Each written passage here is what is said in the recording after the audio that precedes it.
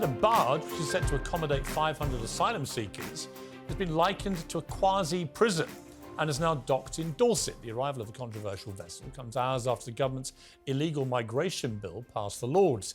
The Prime Minister's spokesperson has defended the use of barges to house migrants, insisting it's a cheaper alternative to accommodating them in hotels.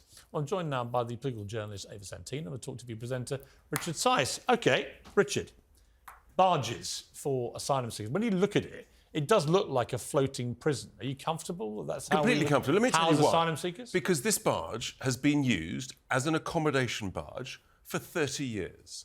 Twice it's been used in different countries for asylum seekers. It's been used for construction workers for offshore wind farms. It's been used in Shetland in Scotland for the construction workers for a gas plant. I don't recall hearing Alex Salmond or Nicola Sturgeon complaining back then when it was working towards their economy. This is a sensible... Such a ridiculous false equivalence. It's not a false equivalence. No, it's exactly right. Though. It's been used by construction workers. Who were there by choice.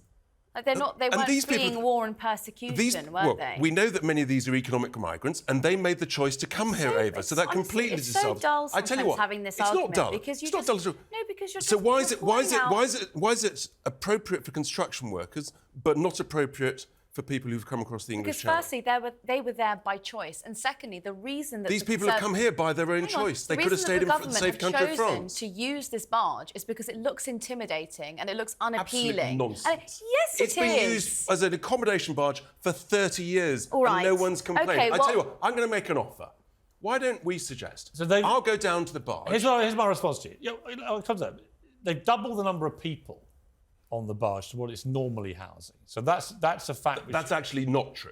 It's not true? No, that's not true. I'm told that is true. I'm told that's not true. What's your source that it's not true? It's been used over 30 years. Well, apparently they've doubled it for the asylum seekers. Yes. There've been twice as many people on it. But it was originally used as asylum seekers in the Netherlands and elsewhere with the same sort of number. This is its maximum capacity. You don't know that. I do know that because I checked it up today. I don't... Here's my offer. Let's go down jointly. Let's go and stay for a couple of nights and see what it's like. That's a good idea. I tell you what, we could live, using their good Wi-Fi, we could come on your show, That's a great idea.